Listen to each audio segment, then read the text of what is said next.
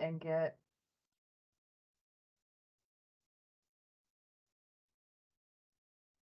We're going to go ahead and get started. Let me share my screen. Good morning, everyone. Hope you guys had a good long weekend. We are going to talk about one of my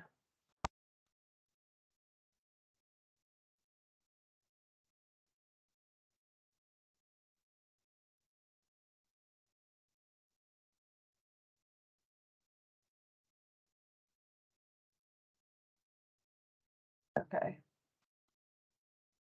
Can everybody see this okay?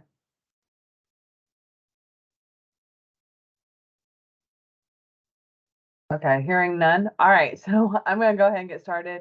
We're going to talk about one of my favorite subjects. Julius likes to tease me about this. We're going to talk about elevation certificates, right? We're going to talk about reviewing them, making sure that they're compliant. Unfortunately, the new ECs have not come into being yet. So we're going to talk about the old ones. So this presentation is kind of near and dear to my heart because what I did was I sat down and I kind of did a list of all the different elements that I see as being non-compliant. Now, a lot of you guys send elevation certificates to me and you say, hey, Amy, can you review them? And so this is just some of the things that I see day in, day out. It doesn't necessarily cover everything because we only have 2 hours, but it covers a lot of it. So hopefully you guys will enjoy. One thing that we will be announcing is that for FY23, we're going to be doing webinars on a quarterly basis. I know a lot of you guys enjoy having it every month. We've covered a lot of topics, so we feel that we want to try to have greater attendance. It started to dip a little bit. So we're going to be doing quarterly webinars. If there's topics of interest that you have, just email me and say, hey, Amy, I would love for you to do a webinar on this, or hey, I would love for Julius to do substantial damage plan and estimator software, or something completely entirely different, please let us know. Also, if you haven't registered for the Tennessee Association of Floodplain Managers Conference, it is August 14th through the 16th. I did send out a flyer and a reminder to register. So if you haven't done that yet, please do so. So today we're going to be talking about the NFIP requirements for obtaining an elevation certificate. What are those? An elevation certificate has various elements. We're going to kind of give an overview of that, especially talking about building diagrams. And then this is a list that I have for reviewing elevation certificate. So we're going to kind of go down through some of the various elements and talk about some of the common errors that I see, whether I'm doing an audit for communities, or let's say somebody just sends me an elevation certificate and they say, hey, Amy, can you look at it? Or I think there's some issues with it. So we're going to kind of go through all of that. So it'll be a good presentation today. So there are requirements through the National Flood Insurance Program regarding elevation certificates, right? So we're going to kind of talk about the steps that you will go through as a floodplain administrator as far as doing a floodplain determination. What are some of the key definitions that as a floodplain administrator I need to know? Making sure that I have a good administrative procedure as far as having a floodplain development permit, a site plan, and then talking about the various construction standards. So we're thinking about doing a floodplain determination. Again, the first thing is if someone comes into your office or they call you or they email you, do you have a property address? I would be a rich woman if I had $1 for every time I had to ask someone where the property is located, right? So Julius, when he first started working with me, I said one thing that we kind of are missing a lot of times when people have questions is a property address. So sometimes he kind of giggles when we get an email from someone that says, hey, I want to have a meeting, because one of the things that the people leave out in their emails or the request is the property address. So I always kind of giggle. I could be a rich woman. I could have a Starbucks habit, pretty heavy at times. So whenever you guys are asking a question of us or you want to have office hours, please make sure that you have the property address, either it's parcel number, street address, something, right? Because sometimes you'll just say, well, it's on, I'm just gonna make it up, it's on Burbank Road. Okay, well, Burbank Road has 200 addresses. Which one is it, right? So if you don't know, we don't know. And it's always best to just kind of pause and look that up. So just want to talk about, again, three main sources in Tennessee to do floodplain determination. One is the FEMA Map Service Center website. One is a FEMA National Flood Hazard Layer, and the other one is a Tennessee Property Viewer. So this is just, I know it's a little blurry, but this kind of shows the pin where it's in Zone AE. You see the city of Carthage, and then it also has the floodplain or the flood insurance rate map information up at the top. So again, having somebody come in, first thing you're going to want to do is say, where are you proposing to develop in the community, and determining if it's in the floodplain or not. So special flood hazard areas. So again, buildings that are either in riverine communities that are in Zone A, or if they're in coastal V zones, require an elevation certificate because they're located in a special flood hazard area.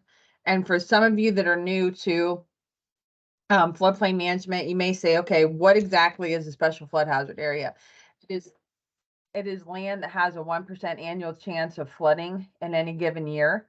The 1% annual chance flood is also referred to as a base flood or the 100-year, right? But keep in mind that just because it says a 100-year flood doesn't mean that it's only going to happen once every 100 years, right? So a 1% chance may not sound like much, but when you're starting to stack it year after year, it turns into a 26% chance of having a flood over a 30-year mortgage. So it is a pretty hefty risk. So again, if you guys want to be the most fascinating person with your family or friends, you can take this statistic and tell them, and they'll enjoy that and think, wow. Keep in mind that if you have a 30-year mortgage, you only have a 5% chance of having a fire. So flooding doesn't necessarily get the attention that it deserves. So again, this is an example of a special flood hazard area. It kind of has all the different zones in here. You have the rust colored, which is the 0.2% floodplain. You have Zone AE, which has base flood elevation information, has detailed information. You have Julius's beloved candy cane area, which is the floodway. And then farther down, you have Zone A, where it's just approximate, where there's no base flood elevation or elevation information determined. So again, looking at your map, especially if you're a floodplain administrator, we've talked at L273, we've talked about intro to floodplain management classes, making sure that you're familiar where the floodplain is located in your community, being able to obtain the digital flood insurance rate map information, or if you have the paper maps in your office, but being familiar with it, because you will get questions at times. And so if you're familiar with it, you know what streams are in your community, you know what unmapped streams are in your community, you know where there's shallow flooding, sinkholes, so on and so forth. But just being aware of where all that's at, because you will get questions quite a bit on that. So when we talk about having special key terms that you need to be aware of as a floodplain administrator, one of the first ones that's the most important is development, right? So that means any kind of man-made change to improved or unimproved real estate. So you can have a piece of property that doesn't have anything on there that's vacant, or you can have a piece of property where there's already structures, there's development on the parcel. So any kind of change to that, including buildings, other structures, mining, dredging, filling, grading, paving, excavating, drilling operations, or storage of equipment or materials is considered development. So again, if you're thinking about an elevation certificate is required if you're building a structure in the floodplain.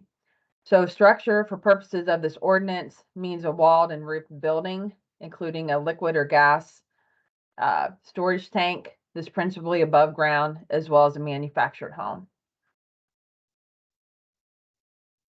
Some other things that people don't necessarily think about, we kind of joke about a lot of times when we're given presentations, we talk about accessory structures. And again, that's a subordinate structure to the principal structure on the same lot. So a lot of times in communities, they'll say, okay, Amy, you can have your principal structure and you can have a garage, right? You can have you have one primary, one accessory, and that's it, right? So again, an accessory structure should only be used for parking of vehicles and storage. It should be designed to have low flood damage potential. It should be constructed and placed on the building site that it offers minimum resistance to the flow of floodwaters. So again, is it parallel to the flow of the stream that's nearby? And then accessory structures should be firmly anchored to prevent flotation, collapse, lateral movement, which otherwise could result in damage to other structures. And then utilities and service facilities, such as electrical and heating, should be elevated, or if they're not going to be elevated, they should be flood-proof to protect from the intrusion of floodwaters. In addition, there's other definitions. So again, what would trigger an elevation certificate? If I'm doing an addition to an existing building, means any walled and roofed expansion to the perimeter or height of the building, as well as having highest adjacent grade, means the highest natural elevation of the ground surface prior to construction and adjacent to proposed walls of a structure.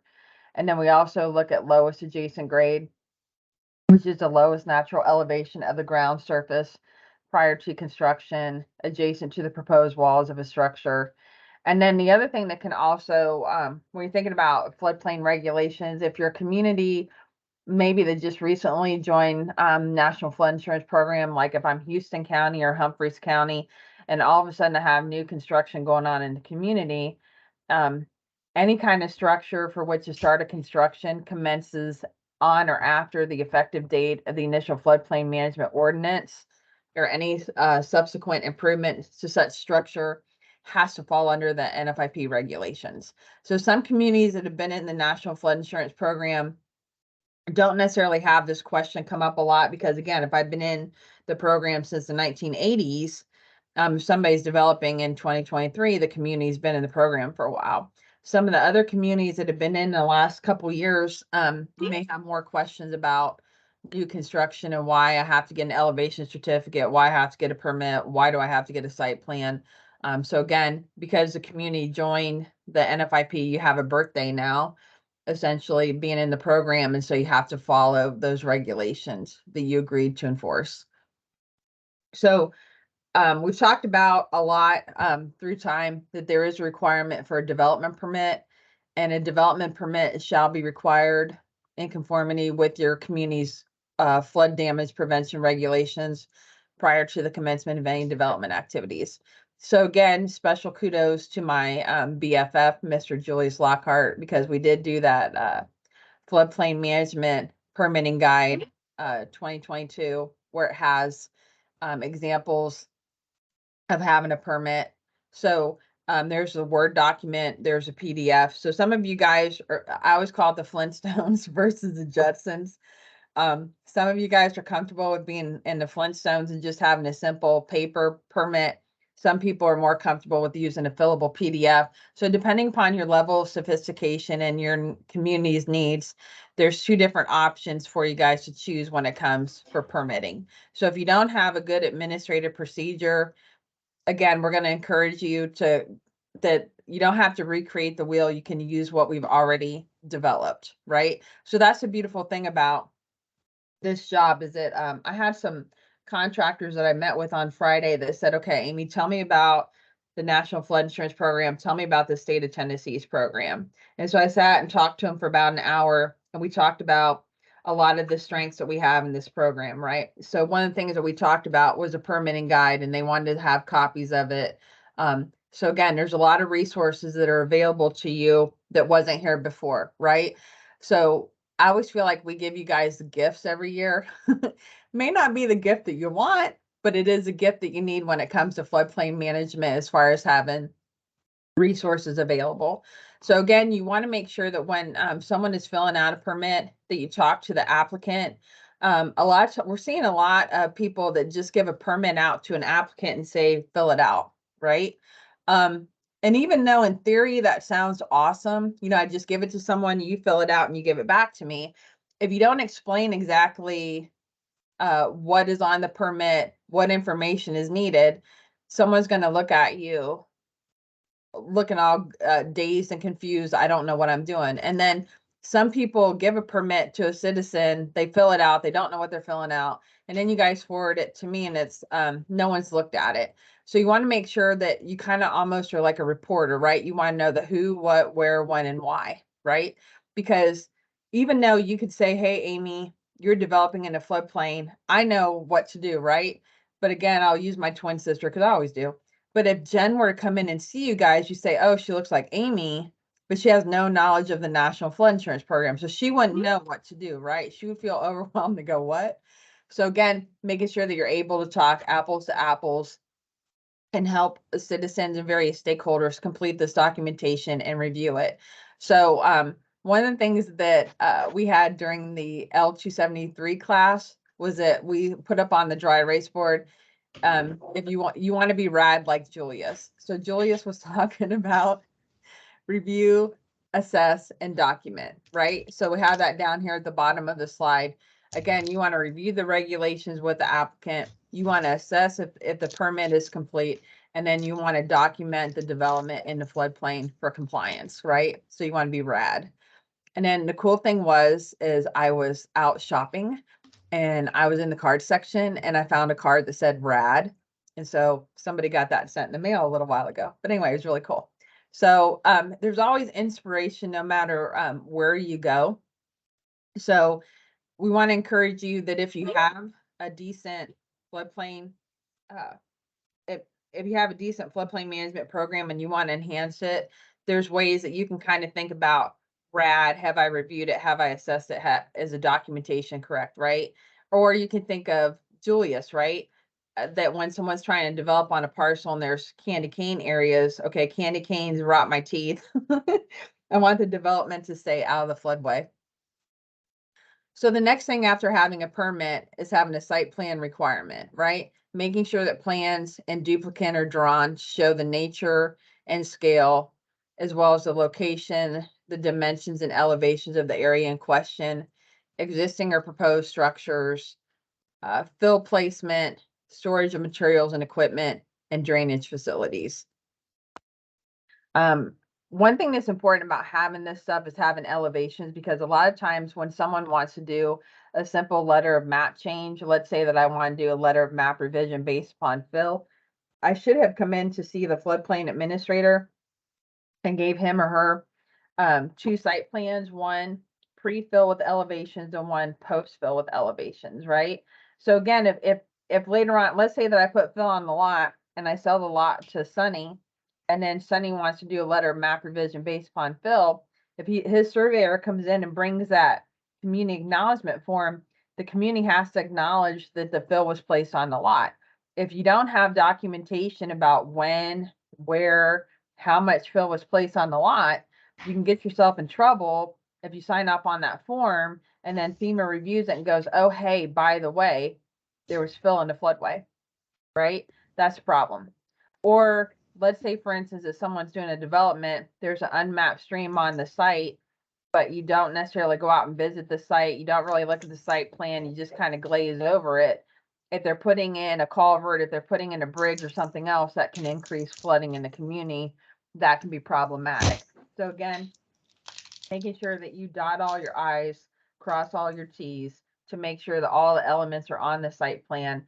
This is listed in your flood damage prevention regulations. We just kind of wrote this out so that you kind of have various elements that when you're checking these things to kind of think about and make sure, especially having the dimensions and elevations on the site plan, delineating the national flood hazard layer on the site plan, making sure that the floodplain floodway is drawn correctly.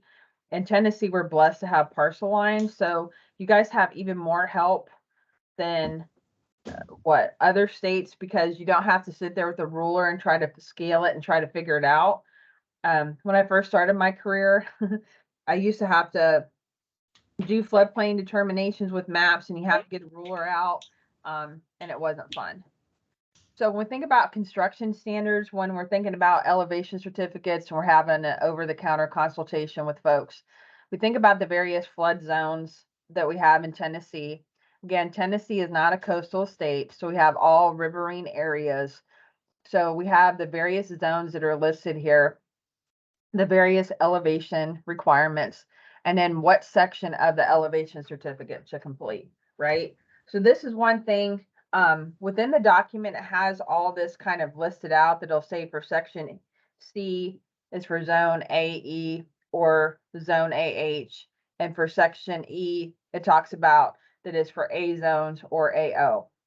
So some of you guys, there's always questions, especially if you're brand new to elevation certificates. If someone gives you a document, maybe you know what sections need to be filled out, maybe you don't.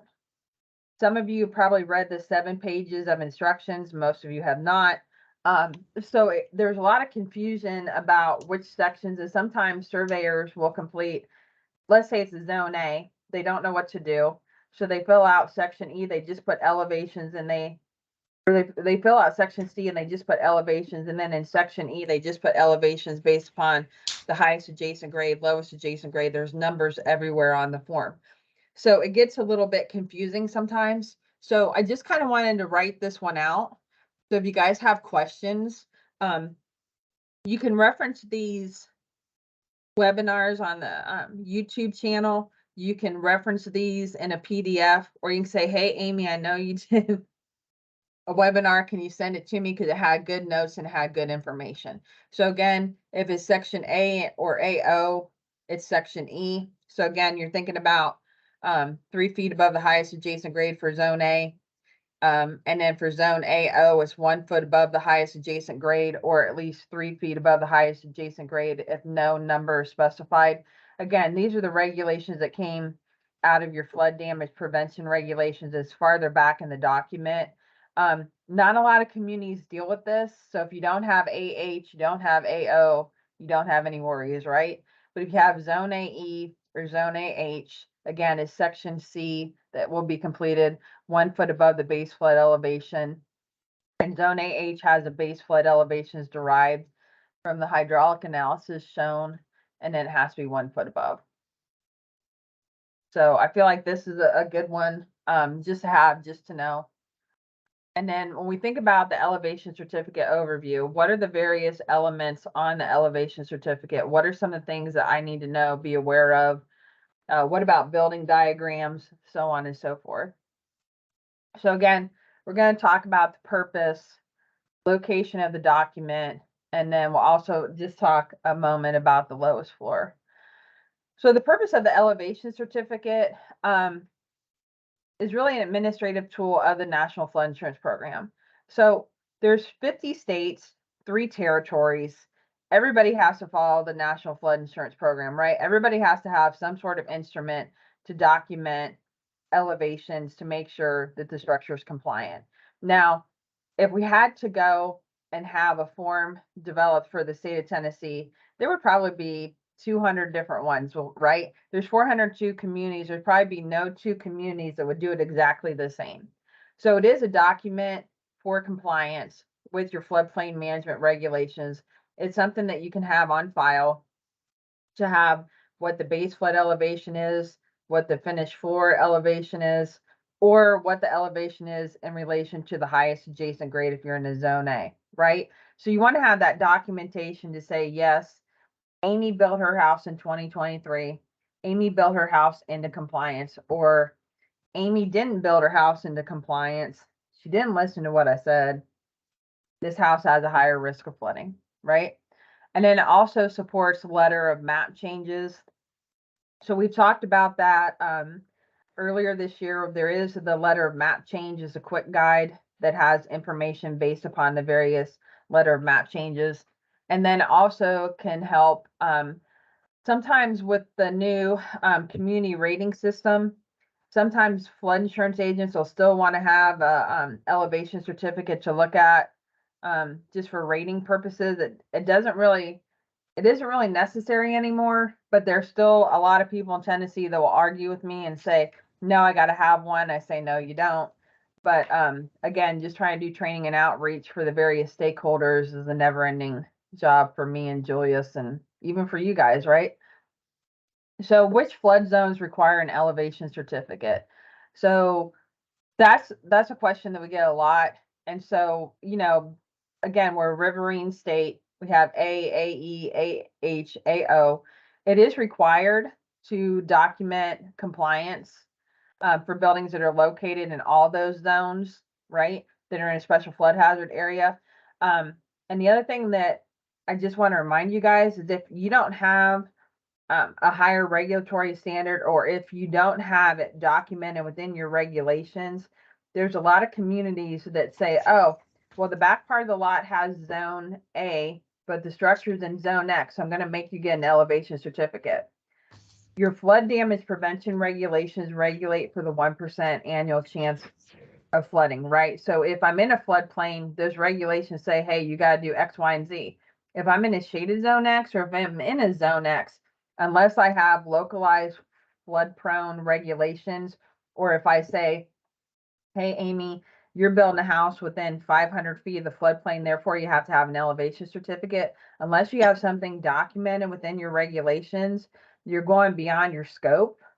I had one community where the floodplain administrator came from another state, and they always required an elevation certificate no matter what zone you're in. So if you're in zone X, shaded zone X, AE, was always requiring an elevation certificate. And I said, hey, you can't require it for a zone X. You can't require it for a shaded zone X because you don't have those written in the regulations. And so he would argue with me. It was one of those things where I think Julius and I had a meeting with him and tried to implore, like, hey, you're giving yourself extra work. It's an extra cost burden on citizens. You shouldn't be doing it.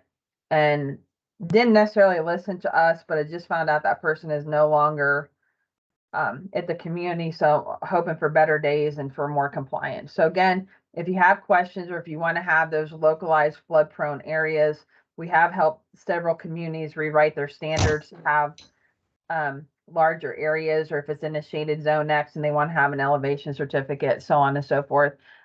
We do have office hours to assist people.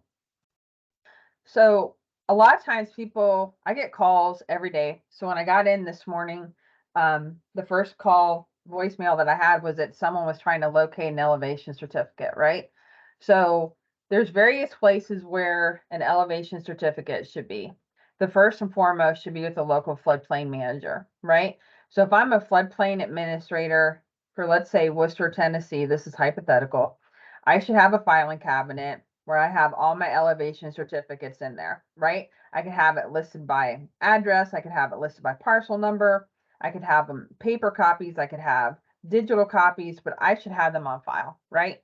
So if I don't have them on file, the seller should be talking to the buyer to see, do you have a copy of the elevation certificate? Or the builder or developer, or let's say that I hire Bart Craddy as my surveyor, and I say, hey, Bart, do you have a copy of my elevation certificate? You did it 10 years ago. Maybe he has it, maybe he doesn't. Or maybe it's filed with the property deed. Now, one person that does not have elevation certificates, I'm not sure how this ever started, but everybody always says call Amy, right? So you can see here in red, you can see a picture of my favorite little horse that doesn't look happy. I do not have elevation certificates on file, right? So everybody calls, or they call the floodplain administrator and they say, I don't have it, call Amy. So again, we kind of came up with this standard boilerplate language to say the state NFIP office does not have the physical or digital space for all 402 communities. So again, if you don't have it, be honest enough to say to the person calling who's trying to obtain it, I don't have it on file. With a new community rating system, you don't necessarily need it. And try not to have so many people call, because it takes a lot of time trying to explain this to everybody and writing it up. So again, if someone has to have one, they can hire a surveyor to do one for them. But again, this office does not have them on file. So the elevation certificate, we think about some other elements on the form. So kind of the bread and butter for Zone AE is Section C, and it has all the different elevation information in here. So this is just listed to show you guys that there are certain elements that are crucial to make sure that it's compliant, right? And we're going to go down through the different sections a little later to kind of show you guys some of the elements that can be off a little bit and some of the things to have that are correct. But again, top of the bottom floor, next higher floor, attached garage, and then machinery equipment servicing the building. A lot of times that elevation is omitted. I'm not sure why. Because sometimes like I make a joke about Amish and you guys don't have Amish around here, so you guys all look at me weird, but again, there should be machinery and equipment servicing the building, right? And then your lowest adjacent grade, highest adjacent grade, and then making sure that you have building photographs to show if there's any kind of deck or stairs, and having that elevation that includes the structural support. Those are some of the elements that are really key for compliance purposes. And then we're going to get into a little bit about building diagrams, right?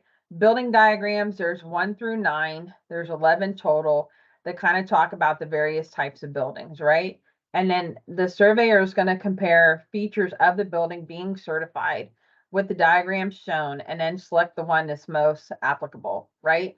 And then that building diagram number is going to be in A7, the square footage of the crawl space or enclosure. If it's for building diagrams 6 through 9, I messed up on that. I got to fix that. And then making sure that you have all this other information in there. So we're going to go through building diagrams just because a lot of people may be unaware of them, but type 1A is slab on grade.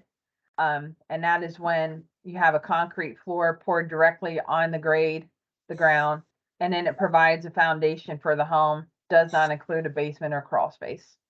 So again, slab on grade buildings can be 1A, 1B, 3. Can you please mute yourself, whoever's kind of chatting? Thank you. So we also have a stem wall construction as a diagram 1B. So what is a stem wall with fill? It's a slab on a stem wall with fill that is supporting the structure that helps join a building's vertical walls to its foundation. So I feel like this is one of the best examples that helps me understand it. So this is in Knoxville. You guys will probably laugh, but this is Gus's world famous fried chicken. But it's a stem wall. So it's a way that I can kind of remember where it's at, an example of that. So then type 2A, diagram 2A is basements.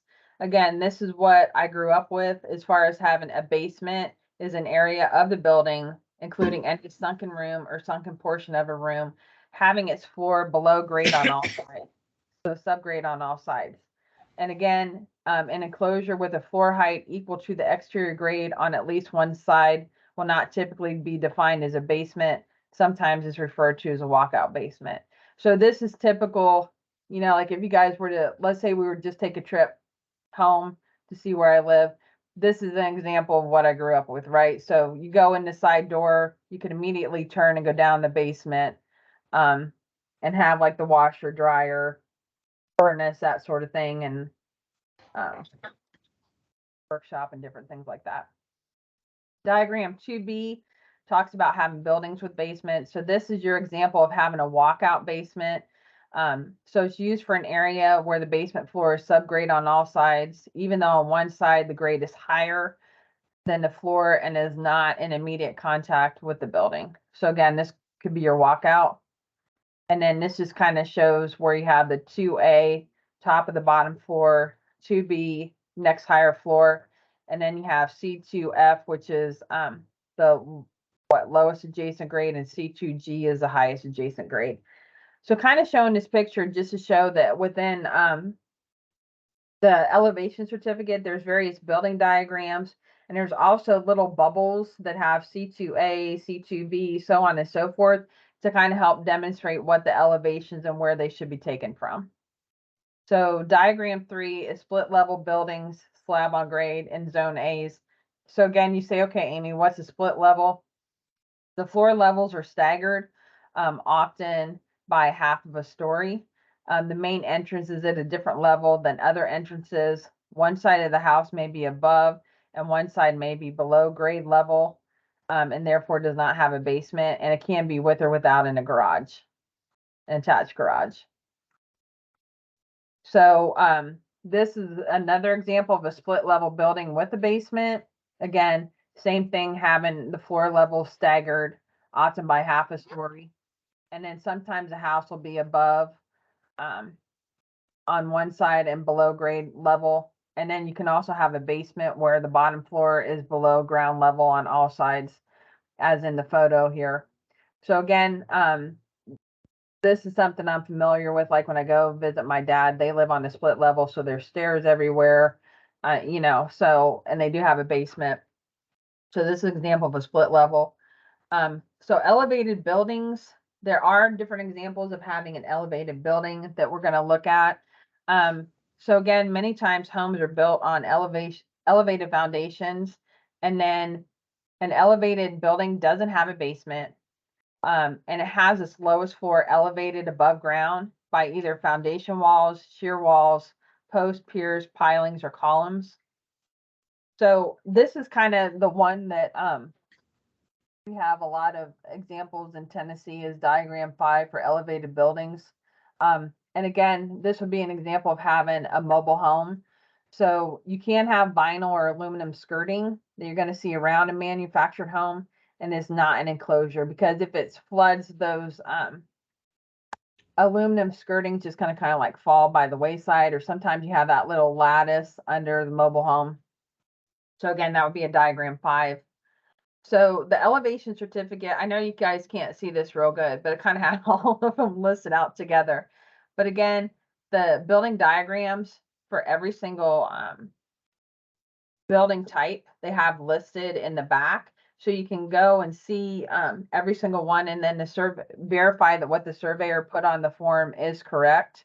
And again, it can be categorized into 3 different types. You can have slab on grade, buildings with basements, or elevated buildings. And then diagram 6, buildings with enclosures and A zones. So, you know, you think of it this way: if you have an elevated building and you have like a little staircase going up, or let's say that I'm cool like Julia someday, and I have a riding lawnmower, and I have one of those green egg, what is that, a grill or a smoker? I think it's a grill. But anyway, so let's say that I have like a lot of outdoor things. I have a grill, I have a lawnmower, let's say I have a tent, let's say I have all kind of weed eater, all kind of stuff, right? And you guys can tell I don't do that kind of stuff that much. But anyway, I have all that kind of in that little enclosure that's, you know, on the ground. Again, having that elevated building can have an enclosure. You want to have 299 square feet or less. That's the NFIP insurance requirement. And again, if it does have that enclosure below the BFE, you're going to have the spa treatment, you're going to have storage, you're going to have parking, and you're going to have access. And it has to have proper flood openings. Now, what you want to do is make sure that if you have a house like this, especially if you're a riverine community where you have a lot of these houses being built, that you have a non-conversion agreement so it doesn't render the whole structure non-compliant. But this would be an example of a diagram 6. So the enclosure risk, again, it should not be used for something other than the spa treatment. I feel like whenever I say spa, I should start singing. I think about Julius. But again, you don't want to have it to be a mother-in-law suite. You don't want to have it to be a bedroom or something. There should be no human habitation within the enclosure, right? So you also want to make sure that it's constructed not having more than 20 linear feet of finished interior walls. And you want to make sure that it has proper flood openings. Okay, we're going to pause just for a moment. Okay, hold on.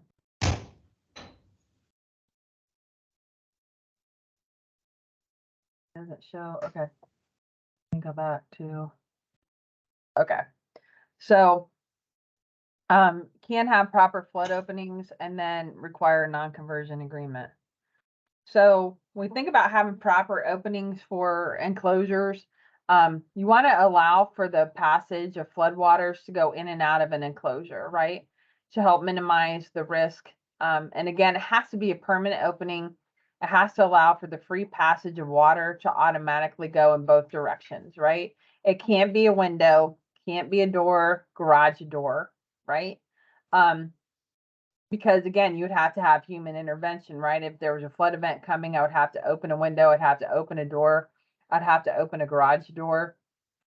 And then the bottom of the flood opening must be no higher than 1 foot above the exterior interior grade, whichever is higher. And so again, the flood openings must be at least 1 square inch for every square foot of the enclosed area. And you should have a minimum of 2 openings on at least 2 walls for enclosures and crawl spaces. So how do openings work? If you take a look at the photo that I just had, there is proper flood openings of not more than 1 foot higher than the highest adjacent grade, interior, exterior. And when flooding occurs, you want to have proper flood openings that allow for the equalization of the hydrostatic flood forces, allowing for those waters to come in and come out and go on their way. And then if you don't have proper flood openings, the pressure of the water on the outside of the crawl space might collapse the foundation walls.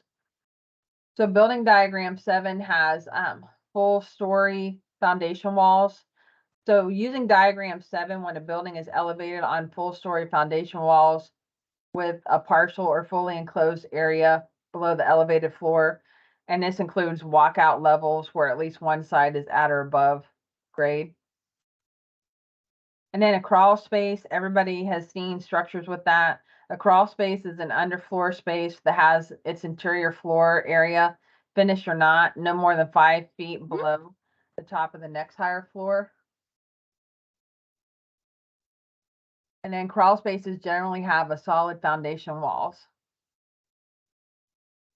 So verifying again that you have a diagram 8 and then you have the C2 letters. So this is an example that I talked about a moment ago, that the buildings that have a crawl space, you can see where you have to have C2A, C2B, and then so on and so forth, the highest adjacent grade, lowest adjacent grade, and then making sure that you have openings within the crawl space and making sure that that's documented in 8A, B, and C. We'll talk about that more a little bit later. And then building diagram 9 is elevated on a subgrade crawl space. And the subgrade crawl space has its interior floor no more than 5 feet below the top of the next higher floor and no more than 2 feet below the lowest adjacent grade. So basically it's a crawl space that has a portion located 2 feet or less below ground. So where's the lowest floor? So depending upon the building diagram, in the flood zone, there's 3 different types that are represented within the elevation certificate. So again, you have slab on grade, you have elevated buildings, and you have structures with basements. So this is just an example of that. So determining the elevation difference is key measurement in determining floodplain compliance. So the higher the lowest floor elevation for rating is above the base flood elevation, the less the insured will pay in premiums. And when the lowest floor elevation for rating is higher than the BFE, the additional height is called freeboard. Freeboard is often used as a standard for increasing the safety and security of a building against potential floodwaters. So there's a method to the madness, right? Because every single community within state of Tennessee, if they adopted the flood damage prevention regulations, there is a freeboard requirement, right? So if I'm in Metro Nashville, I'm going to build 4 feet above the base flood elevation. If I'm in Knoxville, I'm going to build 1 foot above the 500. If I'm in city of Franklin, I'm going to build 3 feet above the base flood elevation. So everybody has different freeboard requirements. So again, when you're having this elevation certificate, you have that documentation to verify that your freeboard requirements for zone AE are compliant, and then for zone A that you're at least 3 feet above the highest adjacent grade. So this is probably my favorite section. I spent a lot of time last night kind of going through some of the things that I see, some of the problems that are reoccurring when it comes to reviewing elevation certificates. So again, one of the things that we have is a Tennessee Floodplain Management Guide elevation certificate review checklist. So this was something that when Julius came last year in June, we sat down and kind of worked on this permitting guide, and he had a review checklist just for permitting, and then he said, you know what, we need to have one for an elevation certificate. So so he gave me the charge and said, hey Amy, can you do one? So sometimes the inspiration comes over you, and you guys know I'm talking about. Like sometimes, like let's say you're going hunting and fishing and you're just really motivated and you go out and God smiles down upon you and you have a great fishing location, you have lots of bites, you have lots of fish, you just have a great day, right? And we all have that from time to time. So same sort of thing with this. Sat down in my living room. I think I spent about 6 or 7 hours and did this whole thing, right? So then the next day, Julius and Cheyenne kind of laughed at me and said, wow. And then we went through it to make sure that everything that's on here could possibly be on here.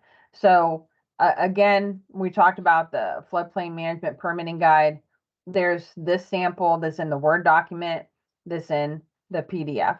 So again, if you have building inspectors or you yourself are going to be reviewing your elevation certificate, again, this is another gift that I give you, that this is as close to having me beside you as you can possibly get, that you can just review it. And this is kind of to Amy's standards, right? So this is what makes me infamous at times. People get, or people enjoy sometimes when I review elevation certificates, like Sunny's reviewed some, Cheyenne's reviewed some, Julius kind of giggles, I'm sure, when review some of these documents. But again, this is kind of for compliance standpoint what you should be doing. So I found this picture online years ago, and people said, "Oh, it looks like you," with the wavy hair, right? So this is how a lot of people feel when it comes to reviewing elevation certificates. There's a lot of anxiety. There's a lot of angst whenever it comes to a community getting one of these. So like Larry Lescure sometimes will get elevation certificates and he'll email me and say, hey, I can't, or hey, I think there's problems with this, or he'll write out a few different things and then sit down and kind of look at them together. So it's been enjoyable to do that. So Section A listed here on this first slide are probably the most common errors that you're going to see for property information, right? So then this section, in my mind, some of it, especially having the property address, right?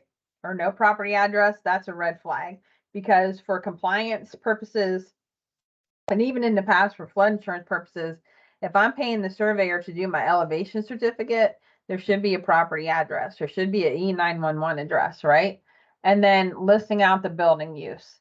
So there's 4 different things that can be listed on there. A lot of times people put something different. And then the building diagrams. And then if there's an enclosure, making sure that you have the correct number of flood openings for the crawl space enclosure or for the attached garage. So what I kind of did was I just did examples, right? So this is just an example here. So what I did, instead of having real life examples that I've seen, I didn't want to have anybody freak out and go, oh my gosh, she has my community written on here. So what I did was I just kind of hypothetically did some things, right? So this is the first one. One time I was doing a cab in East Tennessee and they had 20 different units listed on one elevation certificate. So it was like 200 to 220. Again, just made up an address. And I just picked a community in Tennessee with a zip just to kind of show you guys, right? It didn't happen here, but it was just an example. And then you can also see sometimes where you just have the road name written. You have Fulton Road, but again, you have no address. So again, each document is for an individual address and needs a complete address. So building use, as I mentioned a moment ago, there's 4 different ones to be written out. So it's residential, non-residential, addition, accessory, right? So sometimes when we have these, someone will put commercial. And again, you should use one of the types. So again, if it's commercial, it should be non-residential, should be typed in here as a use.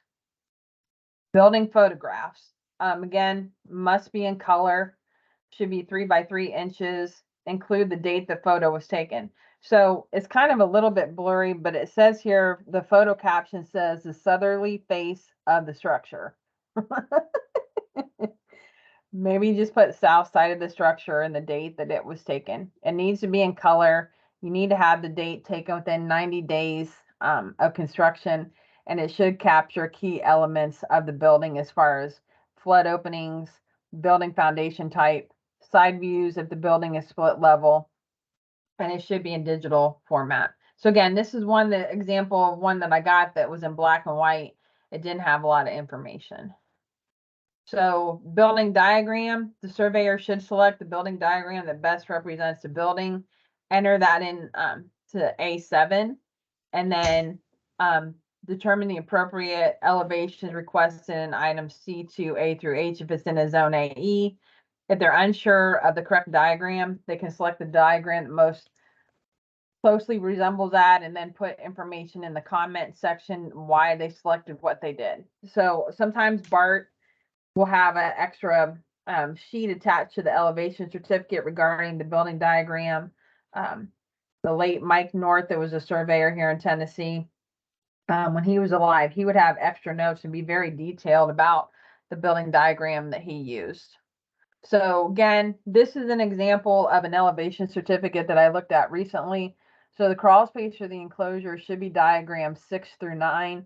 So you can see here that they had diagram 1A for slab on grade, and then they had the square foot of the enclosure was 744 square feet.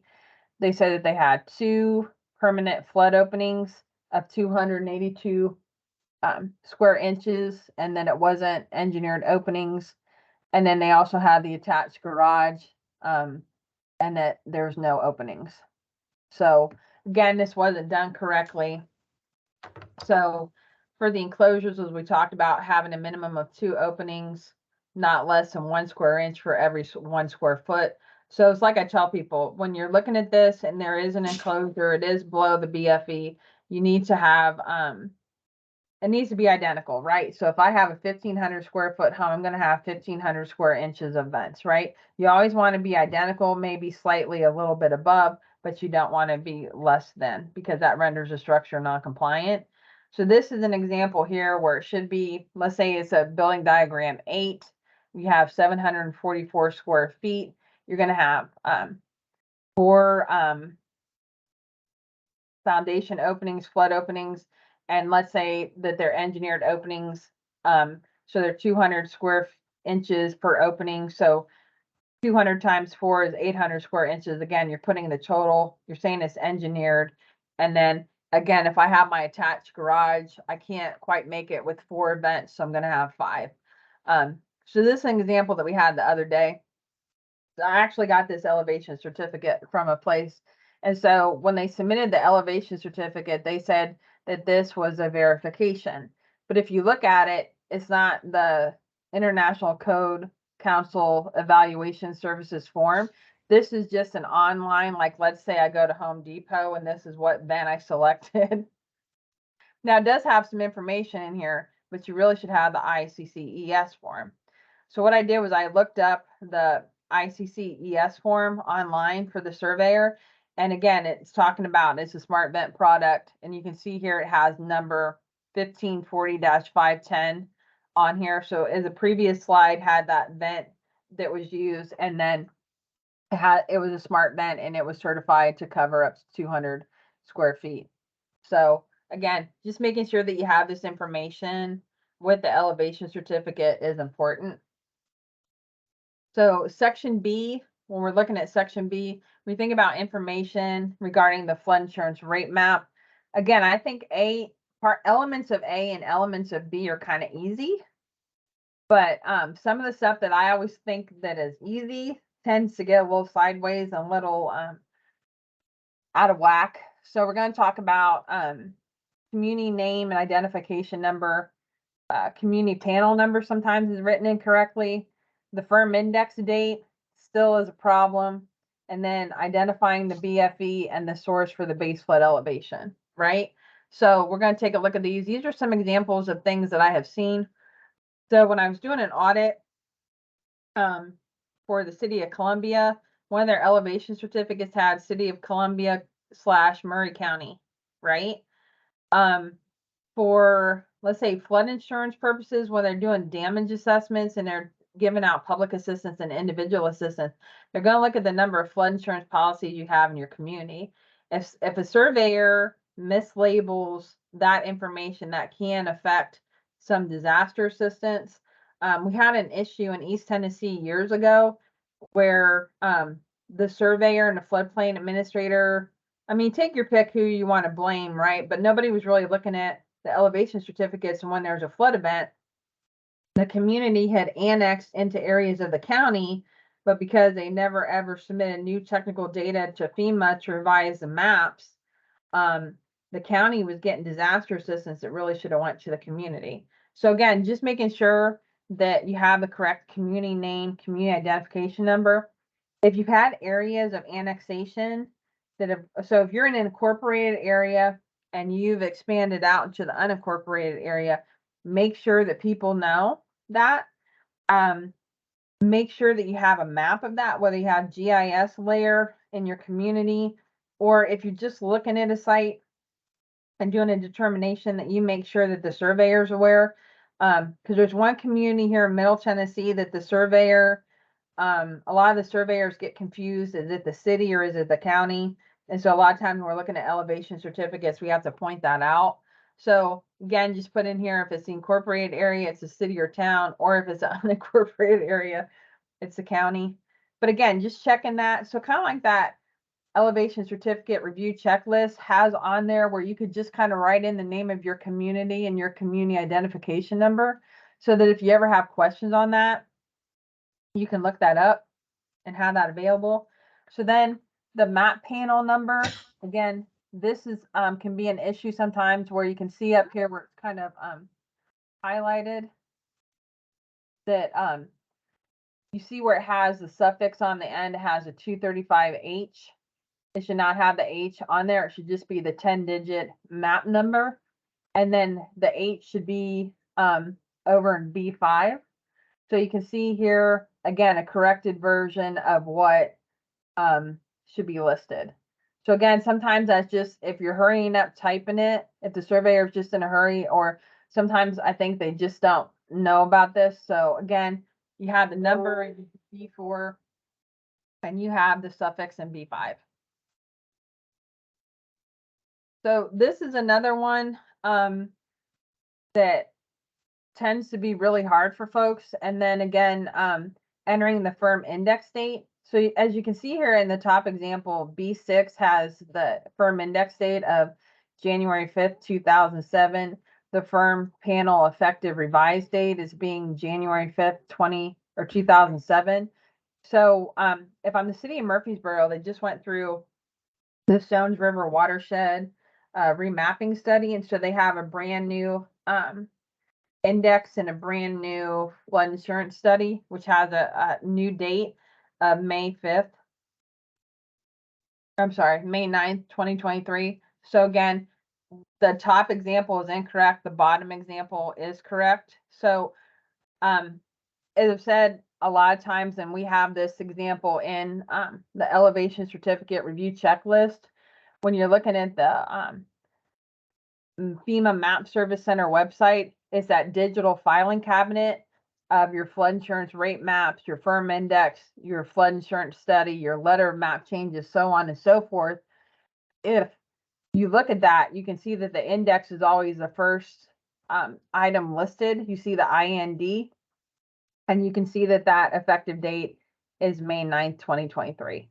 So again, you can see here in this example that some of the map panels, depending upon the suffix, if you have a suffix H, it can be 2007. If you have a suffix J, it can be 2023. So one of the things that gets kind of squirrely is if you have multiple suffix and you have various dates for the panels, because a surveyor just can't put January 5th, 2007 and the index as being the same if you have multiple revisions within your community. So that's where, again, if you take that EC review checklist and just kind of write that in there for your firm index date, whether you're reviewing it, a staff person's reviewing it, or let's say a building inspector is reviewing it, that's a way to kind of get a cheat sheet to help you when you're reviewing these.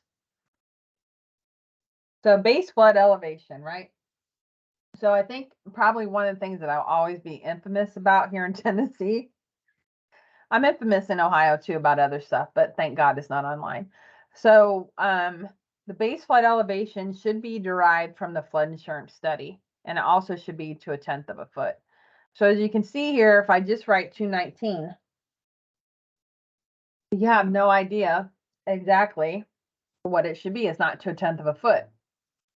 So it should be written, let's say it's 219.7, right?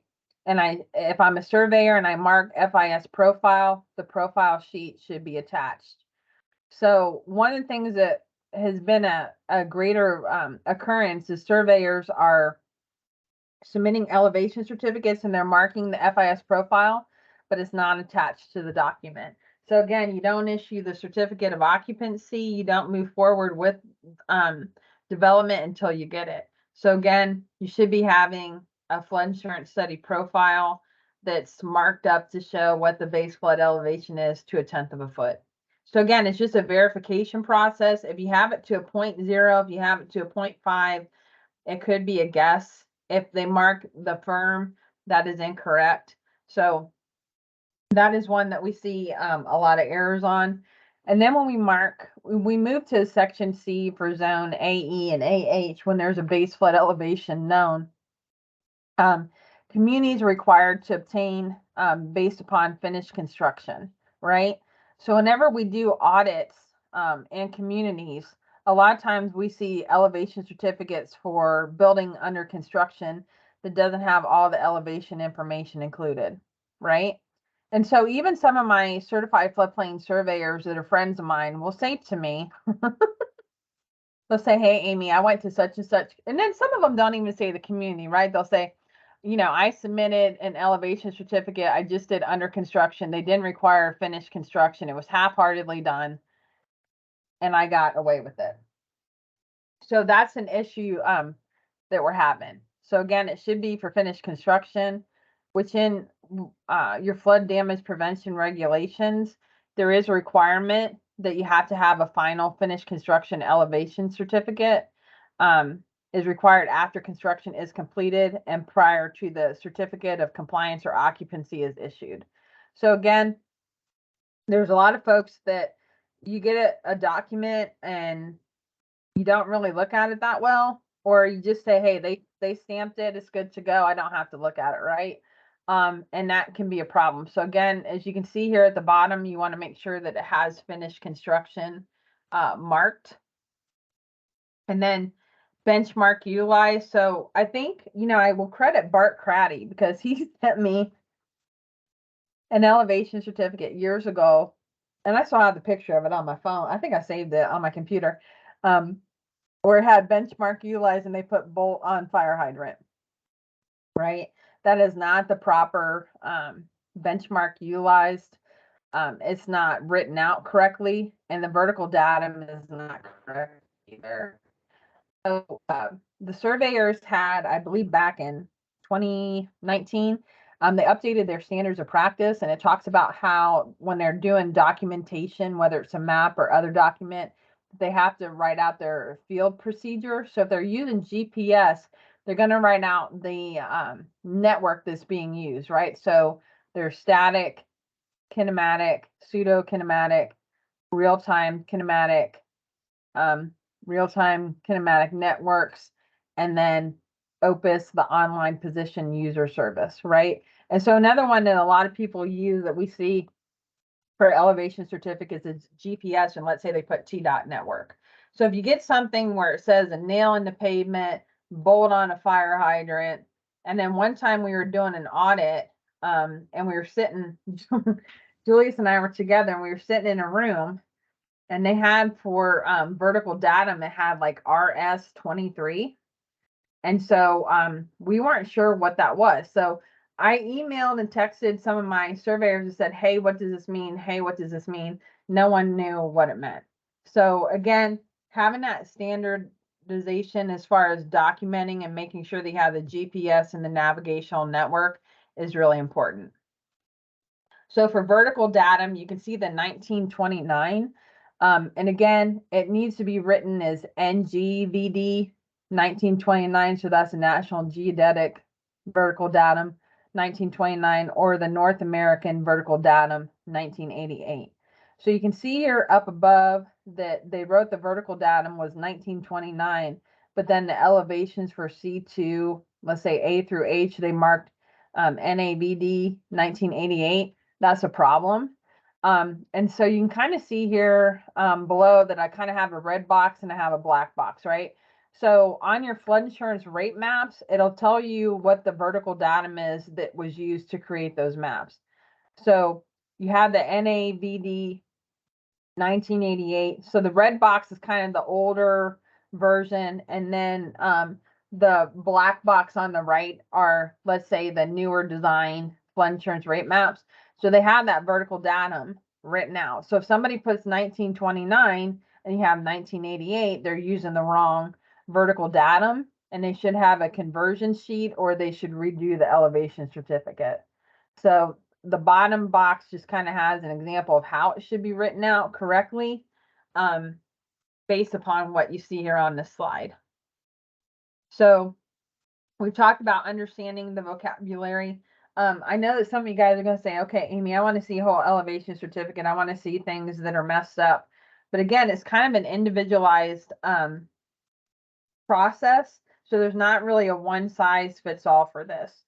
If you have elevation certificates that are coming to you in the future and you have questions, we have office hours where you can just say, hey, I have a question. I have this elevation certificate. Can we go through it together?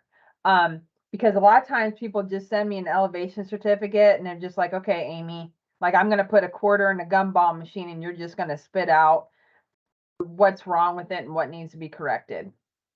And while that's fun for me and I can do it within 2 or 3 minutes, look at it and say if it's compliant, not compliant, and the issues, we want to have it to be more of a team sport where we have everybody together to kind of learn this together. So if you have questions in the future, if you have an elevation certificate that has issues, please let us know. We can schedule a time to go through it with you and kind of talk about some of the reoccurring issues and challenges that you're facing, as well as what needs to be corrected on the form.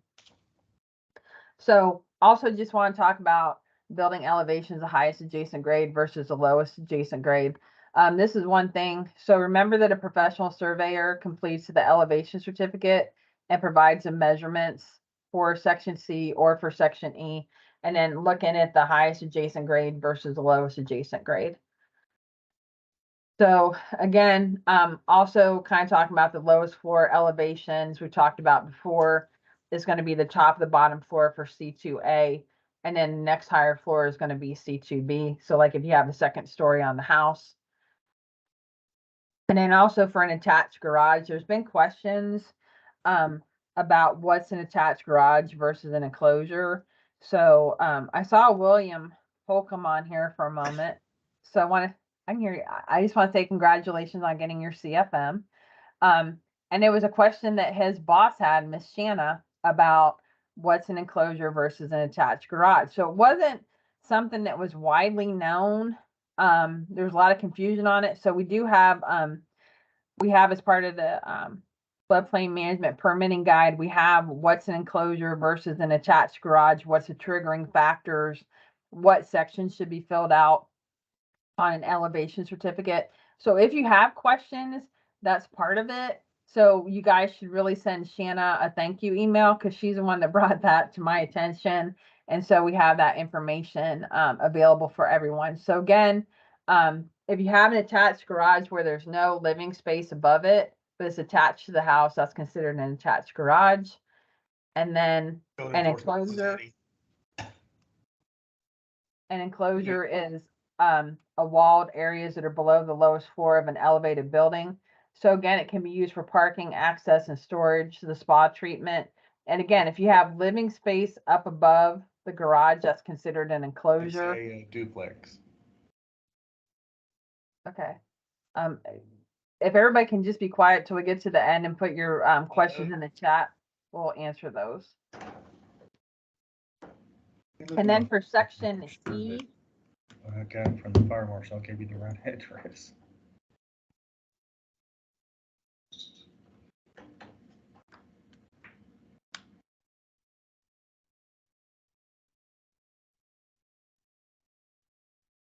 Without a BFE. So this is a section that kind of gets confusing for everybody a little bit. So we're going to go through this here.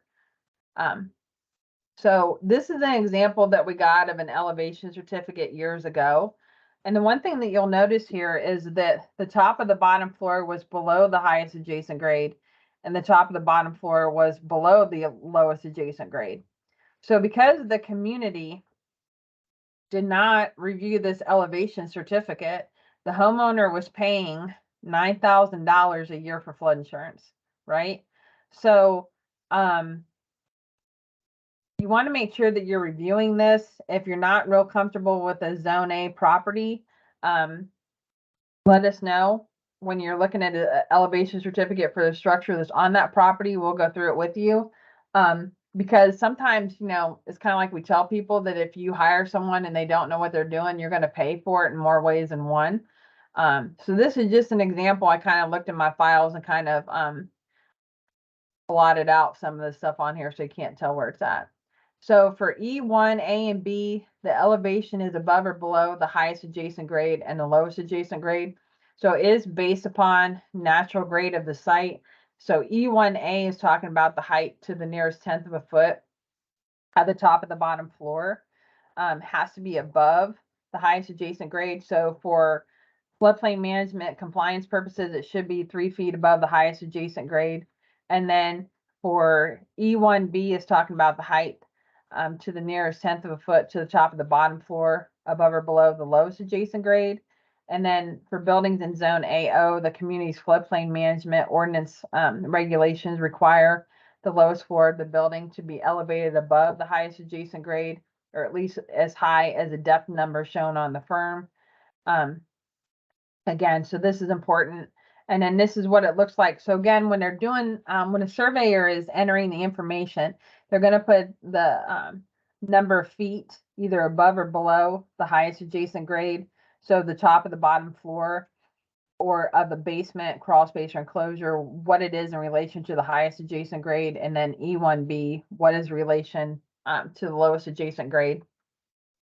And then for buildings with enclosures, so for building diagrams 6 through 9 with permanent flood openings, they should be completing E2 and what that elevation is in regards to the highest adjacent grade.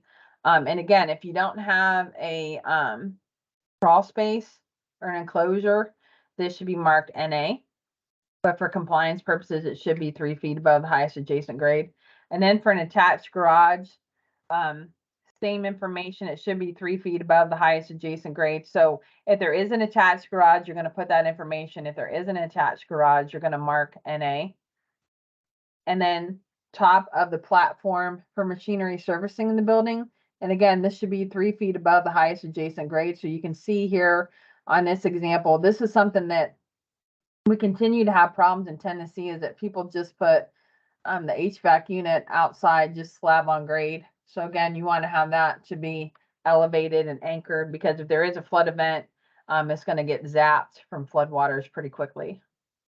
So for Zone AO, where you have where there's the base flood depth is not available, you're going to need to determine whether the top of the bottom floor is elevated with community's floodplain management regulations, which it should be 3 feet above the highest adjacent grade. So again, this is the standards that are written here for Zone AO. Again, if you have special flood hazard areas with flood depths of 1 to 3 feet, is clearly defined. So if you have a number specified on the flood insurance rate map, you're going to have a freeboard of 1 foot above the highest adjacent grade, or at least 3 feet above the highest adjacent grade if no flood depth number specified. So this is in the regulations. Again, a lot of communities don't have this zone, but just want to give it a highlight in case there's those that have it. And then, so to conclude, for elevation certificates, you don't want to write on the document, it invalidates it. The floodplain management permitting guide has an elevation certificate review checklist that we showed you earlier today that you can use. Make sure you're requiring a finished construction elevation certificate, that there's colored photographs with the location and date on them. And then if you have questions, you can schedule an appointment during office hours on Mondays for help. And then we're also working on the certified floodplain surveyor list. We have 70 statewide. We have, I think about 20 this Saturday that's going to be with me as we do our refresher class. And once they complete that refresher class, we're going to send out the list to everyone by July 1st. That way you have it, so that if you have questions about, or especially you get a lot of times people say, well, I'm building in a floodplain, I don't know who to call. So having that list handy that you can give to various stakeholders is helpful.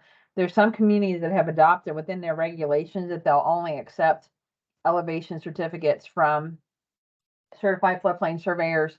Again, that's a community decision. That's not something that is being recommended by the state office. It is a good idea. I'm not going to say it's not a good idea, but again, we can't mandate that. But we're going to be having that class hopefully later this year, and we'll let you know, just so that people can come. And we also have the opportunity, we teach the certified floodplain surveyor class for surveyors to get certified, but we also have floodplain managers that sit and take the course. And then there's 4 of us that have the honorary certified floodplain surveyor designation.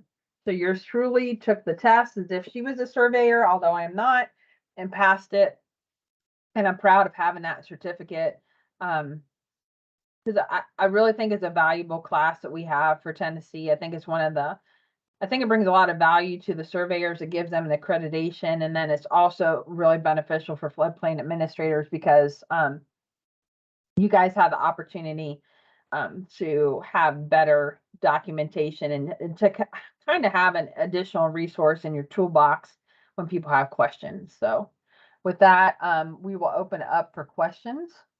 And then I'll also say too, if you guys need additional assistance, so we kind of want to give you a little jab. So there's Julius, myself, and then Bart Craddy. I just put that he was a surveyor extraordinaire because he is someone that knows the program really, really well, and is able to help other surveyors, and he's always ahead at the conference. So hopefully he's on here today if there's questions, but we'll open it up here.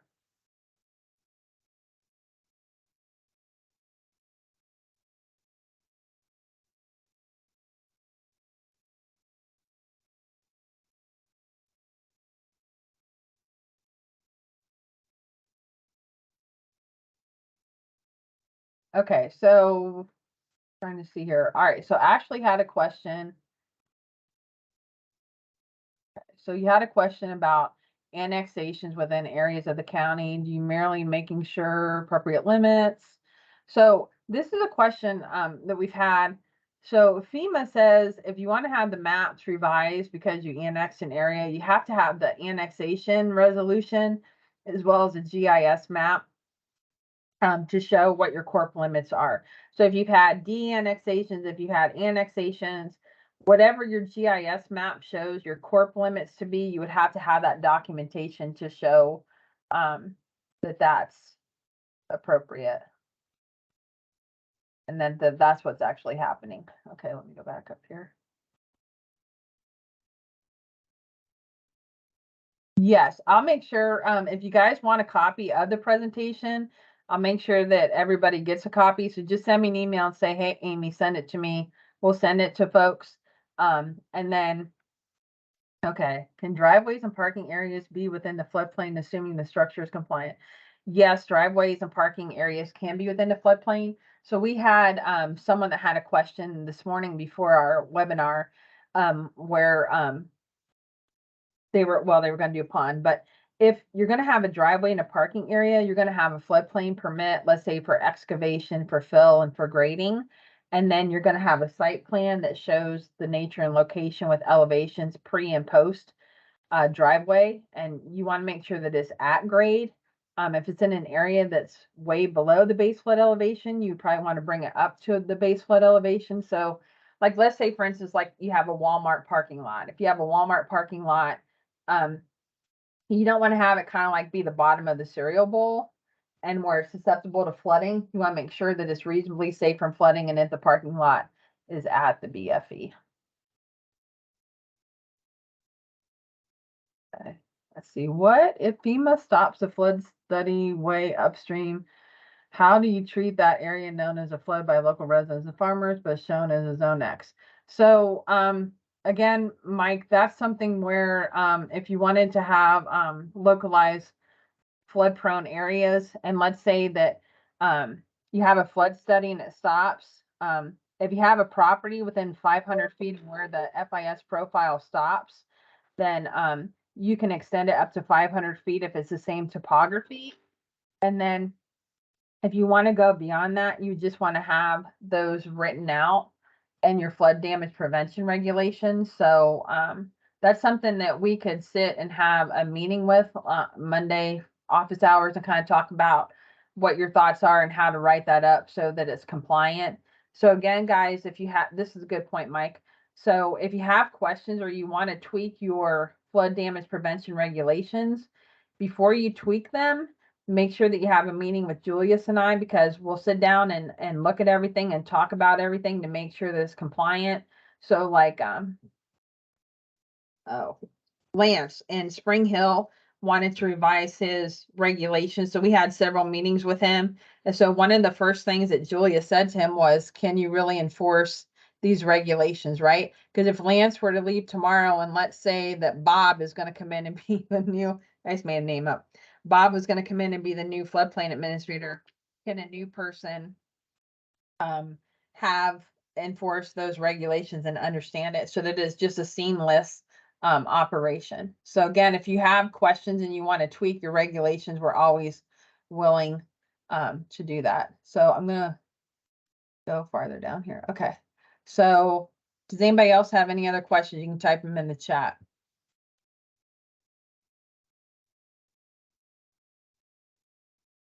Why a group today? Okay, well, with that being said, I think what we'll do is end. If you guys have, okay. Okay. Mike, I think what we can do is just have a conversation offline. I think would be great about your regulations. So with that, I think what we'll do is we will stop the webinar. So I appreciate everybody's time and participation today. So with that, I'll let you guys go. Thank you. Thank you again, Amy. Thank you. Thanks, Amy.